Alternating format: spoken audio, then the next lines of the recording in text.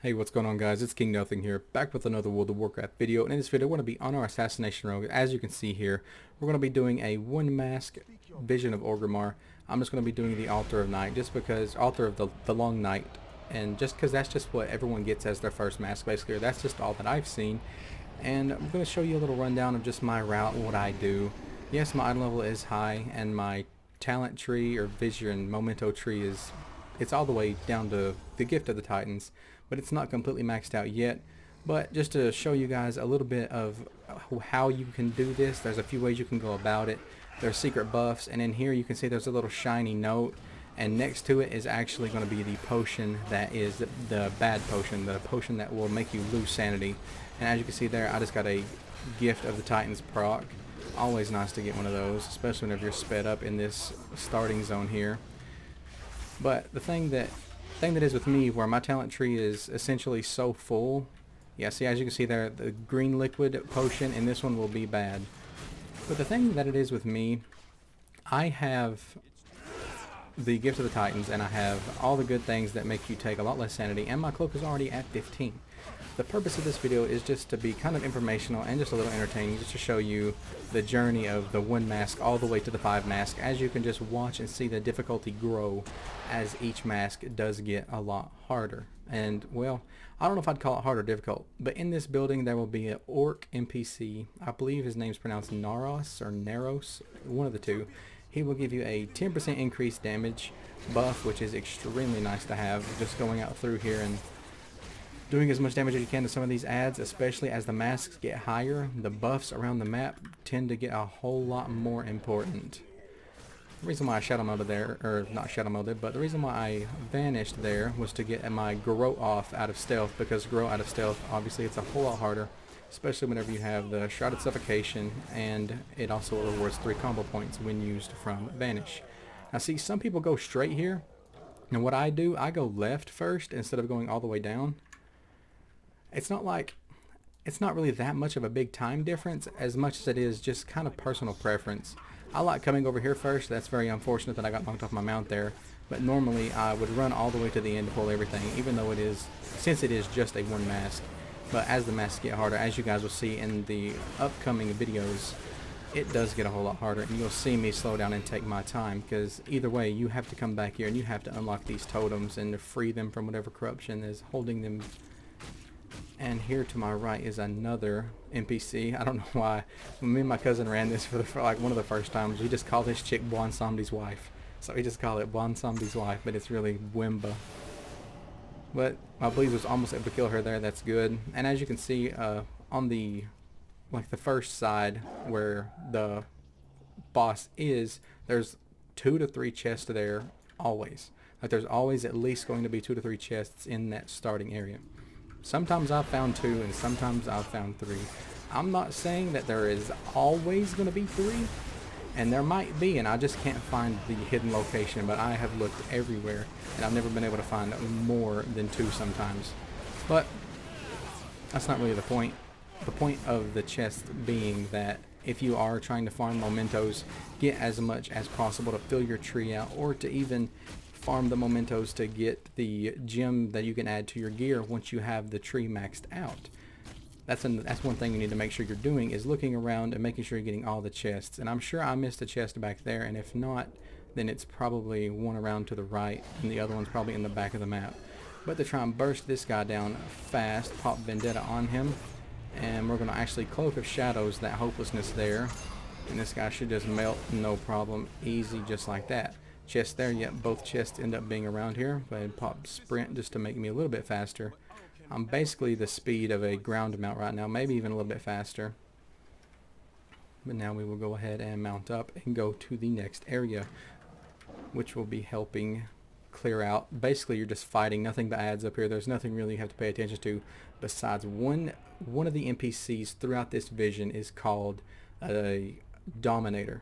Just for short, it's called something Dominator, but for short Dominator. Very easy to remember, and trust me, the names will stick out. If you've ever been in one of these and you've died to a Dominator because they do Touch of the Abyss on you, and there's nothing you can do about it because you can't stun it, you can't interrupt it, and you'll see what I'm talking about. Yeah, the K-tier Dominators. But they do a spell called Touch of the Abyss, and I'm actually going to let one of them cast it just so you can see what it is. Touch of the Abyss right here. It stuns you for a very long time, and it does some good damage. I mean, it's not doing as much to me right now just because it's not as hard hitting as it could be if I had all the masks on. So it still just kind of tickled me, but still, damage is damage. And if you're coming in here doing this whenever you're not at a max cloak, that's the whole point of this. If you're coming in here and you're not at a max cloak, then those dominators are going to be one of your biggest priority issues. And now whenever you do get your cloak max like this, and you get a Gift of the Titans proc, what I like to do is I like to pull as much as possible, especially if I'm ever around one of the elite side area bosses like this. Just AoE as much as possible, and then I use my Azurite Beam to clean up the rest, and looky there, got a nice proc of Twilight Devastation as well. Now, there is potions that you can see sparkling around the map. There's all different kinds of colors. As we've seen already, the green one is the bad one, but there's also black, red, blue, and purple. And each one of those potions will give a separate buff. There is a healing buff, there's a damage reduction buff, there is a breath of fire buff, and the other one is the one that gives you 100 sanity, I'm pretty sure. I think it's 100, it might be more than 100. But let's just go ahead and just spread some dots on these guys and pull them all together. I might get a nice Gift of the Titans proc while we're at it. That's what I'm hoping for anyway, so we can just melt this elite really fast. Really loving Assassination Rogue, and about my account in general, I've really been playing my warrior again here recently. Shout out to this guild on Proudmoor who just picked me up to let me come in on one of their mythic progressions. It was only supposed to be for the first 3, but they very thankfully just let me join in on the rest, and we ended up downing 5 out of 12 mythic bosses. I know that might not seem like a big deal to some people, but it is a really big deal to me whenever I've never had the opportunity to mythic raid, because the guild I'm in, yeah, we do heroic and stuff, but I basically cannot get any more upgrades from heroic, and mythic is what I've been needing to do so bad. And luckily I've got a few BIS pieces now, and I'm just very grateful, very thankful that they gave me the opportunity to do so, and I'm happy that we're going to be trying to clear some more tonight and just trying to get some more progression in for their guild. And I'm doing that on my warrior, as I said, and I did the first 5 bosses as Fury, and then I've kind of just fell to the pressure of seeing all these great arms warriors out there who do crazy damage, like fire mage number damage bursts and just continued DPS overall. So I'm trying to just make the transition to arms, even though I love both specs. Fury's just been always near and dear to my heart just because it's super fast paced. You basically always have a damaging ability up. Rage is never the problem when it comes to damage output, in terms of you don't need Rage to cast a spell besides Rampage. Rampage does do a whole lot of damage, don't get me wrong, but you can always do other stuff if something happens. And yes, I just pulled a massive pull here, and once you do get your cloak up, you can see my health gets kind of low. I'm just going to pop evasion and go ahead and just Azurite beam these guys down as they get closer. The guy didn't shout there to fear me, so that's good. Just start spreading my dots very evenly. And this is one reason why I'm showing you this on my Assassination Rogue. This is one of my alts with the lowest item level that has a maxed out tree. And I mean, I have my Demon Hunter could also clear it as well. And if you're also memento farming, sometimes there's a chest back there in that corner. I do not see one there, and if there is one, it was not lighting up purple on my screen. Love Twilight Devastation proc. I don't even have 18%. I just have 12% proc just for stuff like this and for mythic dungeon situations. But if you guys are curious as to what gear I'm running or what corruptions I'm running, my item level is 471 equipped, 472 overall if I put on another dagger. But the dagger I'm using right now is 460 with Twilight Devastation, so that's the one reason why I have not changed it.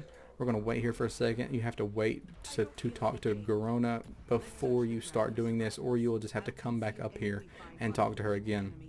Here is another option for a buff. There'll be a little lit up portal in here. You can click it and it will increase your critical strike chance. I think it'll increase your strike chance or critical strike damage, but one of the two. Either way, it's a very handy buff to have. No matter what mask or what difficulty you're doing, even if it's just regular, anything will help you, especially if you're still gearing and getting the item level, getting the corruption stuff that you need like that.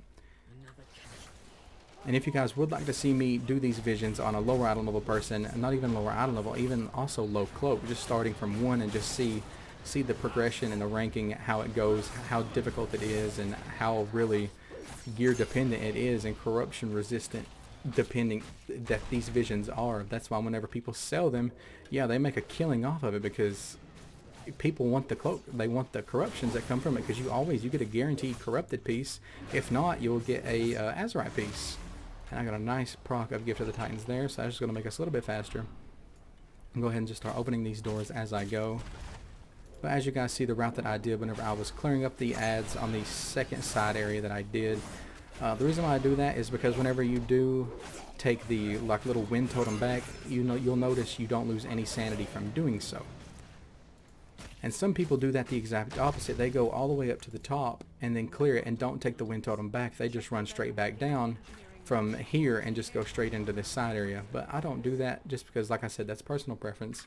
And for this route, I don't know, I mean, I've never really seen somebody go that way and do Rexar first before this Inquisitor, but I'm sure you probably could. There's probably a million ways from Sunday to do these visions, but I'm just showing you guys my personal preference and how I do it. Go ahead and Cloak of Shadows this. Good thing about being a rogue is you can dodge a lot of the annoying things here, and the burst is just too strong for his bubble to hold out. And since there is a chest back here, I'm going to pick it up.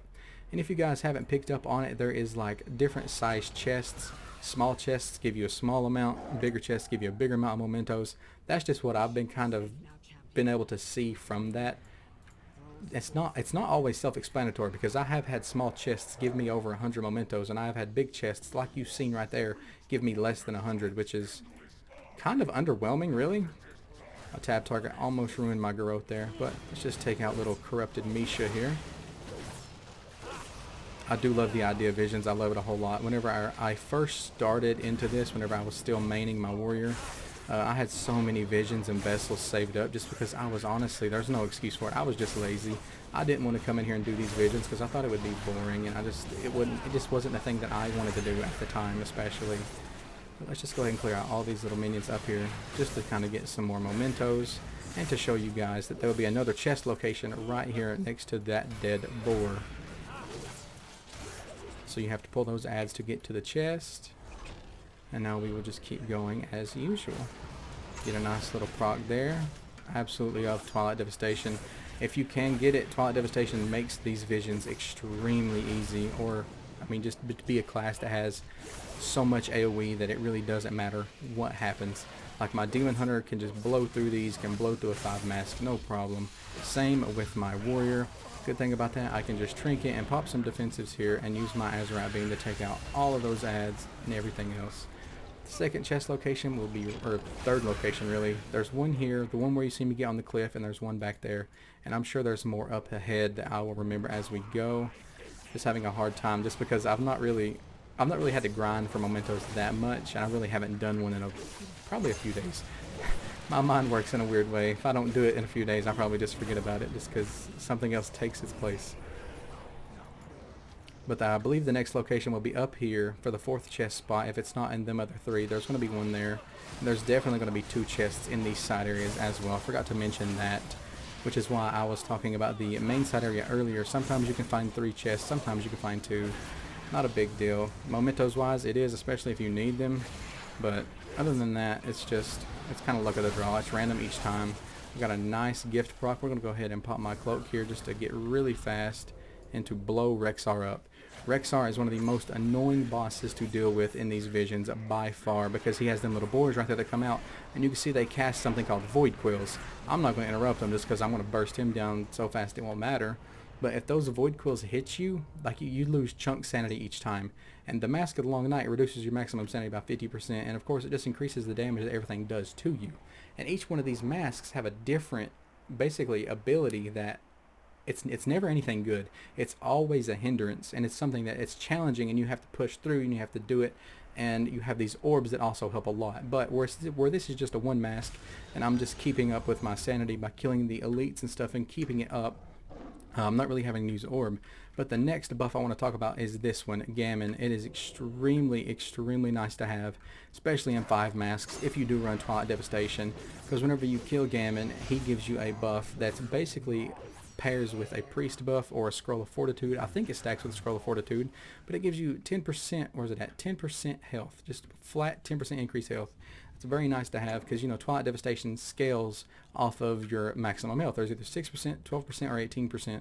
And my other corruptions that I am running are big Ooze Blood pieces, and I still have actually 2 more Ooze Bloods in my bag that I could put on, but I'm waiting until I get my cloak up. See, my corruption resistance isn't even that high, but you gotta work with what you got, and it's fine. Go ahead and just spread some dots there. I'm gonna go ahead and I-beam these boars down. As you can see where they hit me there, and we got a nice proc of our Gift of the Titans. When you see that, they were doing void quills on me, and you've seen that each time it hit me that it caused me to lose sanity. Basically everything that this guy hits you with will either cause you to lose sanity or will just stun you and do a whole bunch of damage. And as you've seen there, I just dodged the little void circles that he put out on the ground. At hopelessness, you want to get to this yellow orb, or you will not be able to hit the boss for like 10 seconds or something like that. We had Vendetta come back up. That's good. Just finish him off. No problem. Easy does it. I don't even believe that I opened up all the chests in this run, and we still had 1430 visions. And if you want some more tips and stuff on how to do these visions more effective, there's all kinds of food you can get that reduces the CC, that can grant you 100 sanity but has a 3-minute cooldown and things like that. But whenever you 5 chests or just full clear in general, you will get these chests here, and it's just so satisfying to open. Let's just open them all up. You will get big chunks of echoes, and you will get a whole lot of mementos. These help so much as well. I just can't stress enough, don't be like me. These visions are actually very worth it when it comes to what you can get, and you can get some cool pets and things like that. And this is the big one that gives you gear. One mask provides 450 item level, and it's a guaranteed corruption, just like that, where that's the mastery corruption there. But thank you guys so very much for watching, and I will have more videos coming out of the higher mask progression, 2, 3, 4, 5, and so on. And if you want to see me slowly gear up a cloak from 1 to 15, that would be something I can do as well, just so you can see what it would be like a new person coming in here with not so high item level and not really best corruptions doing this. But that was the Mask of Endless Night, or Mask of Long Night rather. Hope you guys enjoyed. Assassination Rogue here, just I love it so much. The PvE aspect of it, how much damage it does, PvE and PvE is amazing. But I hope you guys enjoy. This is the first mask that you get. Pretty simple to do, just loses sanity and stuff hits you a little bit harder. Just do the stuff you need to by getting the potions, finding which one's the good one. Do not do the bad one. Do the food buff, do your flasks, everything that you may need to help you do it better and more efficiently. But thank you guys again for all your continued support, and I will see you all in the next one.